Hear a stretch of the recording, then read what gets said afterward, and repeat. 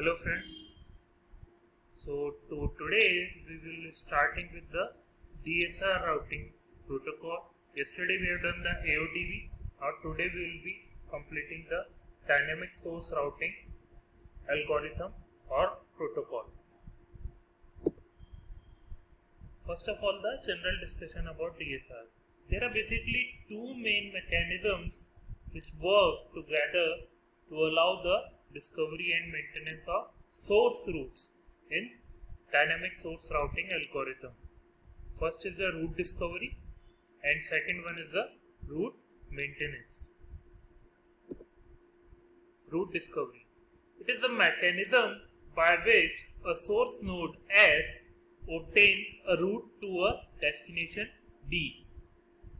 It is used only when the source node S attempts to send a packet to destination D and does not already know a route to the destination node D.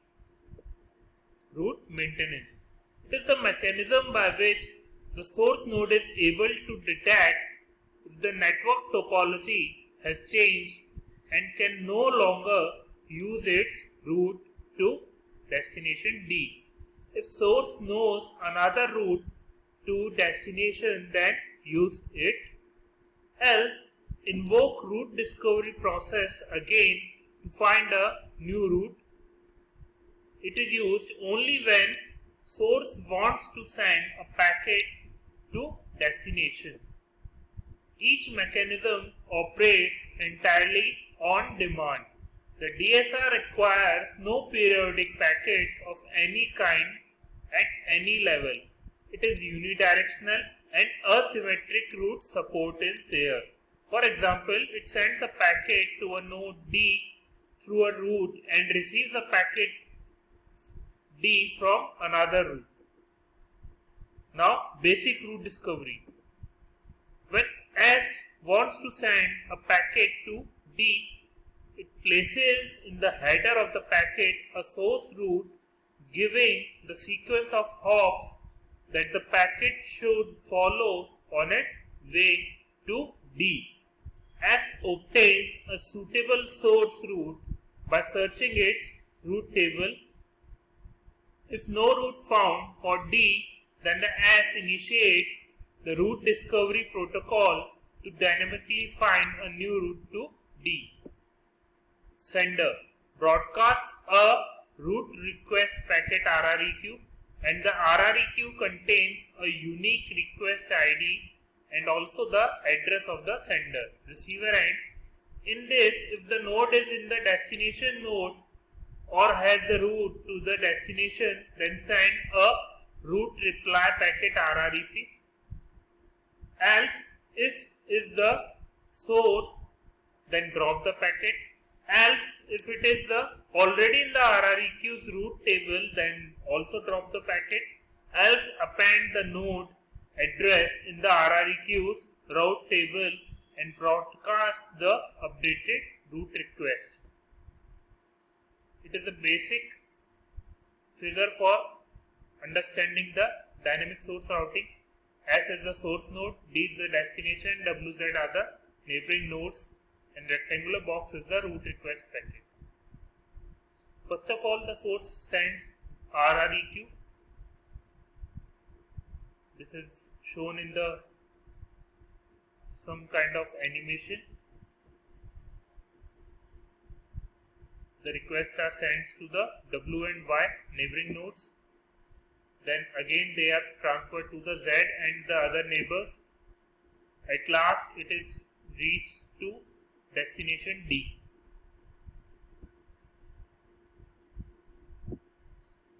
When our route request reaches the destination node, our RREP must be sent to the source. The destination node examines its own route cache for a route back to the source. If found, it uses this route to send back the RREP. Else, the destination node starts a new route discovery process to find a route towards the source node. In protocols that require bidirectional links like 802.11, the reversed routing list of RREQ packet can be used in order to avoid the second route discovery. Now we will discuss the route maintenance part. Basic route maintenance part. In this, each node transmitting a packet is responsible for confirming that the packet has been received by the next hop along the source route. The confirmation is done with a standard part of MAC layer, for example, link level acknowledgements in 802.11. If none exists, a DSR specific software takes the responsibility to send back an acknowledgement. When retransmissions of packet is done in a node reach a maximum number, then a root error packet RERR is sent from the node back to the source to identify the broken link. The source removes from the routing table the broken route, and the source does the retransmission of the original packet in a function of upper layer, for example the TCP. The source also searches the routing table for another route or start a new route discovery process. This is the route maintenance. When a link fails, then the intermediate node sends a RERR to the W, then it sends to the source and it updates the routing table of D and V. So the conclusion. The excellent performance for routing in multi-hop wireless ad hoc networks. Very low routing overhead even with continuous rapid motion, which scales to 0 when nodes are stationary and the affected routes when nodes are moving. It is completely self-organized and a self-configuring network and entirely on-demand operation, and there is no periodic activity of any kind at any level. So now we will compare both AODV and DSR. The comparison of AODV and DSR. The main common features of both are on-demand route requesting. Both have route discovery based on requesting and replying of control packets. Both broadcast route discovery mechanism. Also, the route information is stored in all intermediate nodes along with the established path. Both informs the source node for the broken links, and both these algorithms have loop-free routing. Main differences between these are the DSR can handle uni as well as bidirectional links, while the AODV uses only bidirectional. In DSR, the using of single RREQ/RREP cycle, source and intermediate nodes can learn routes to the other nodes on their route. The DSR maintains many alternate routes to the destination instead of AODV, which maintains at most one entry per destination. The DSR doesn't contain any explicit mechanism to expire stale routes in the cache, while in AODV, if a routing table entry is not recently used, the entry is expired. The DSR can't prefer fresher routes when faced multiple choices for routes. In contrast, AODV always chooses the fresher route, which is based on the destination sequence numbers. The DSR's route request has variable length depending on the nodes that the packet has traveled. The AODV's route request size is constant. As a result, the DSR's header overhead may increase as more nodes become active, so we expect that AODV throughput in those scenarios to be better. Testbench setup.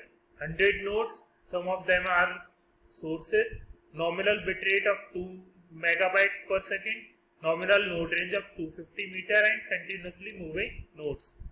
This is the benchmark for, first is for 10 sources, throughput and routing load. Second one is for 40 sources, third one is for 10 sources delay, and fourth one is for 40 sources delay. The continuous line is for AODV and the dotted is for DSR.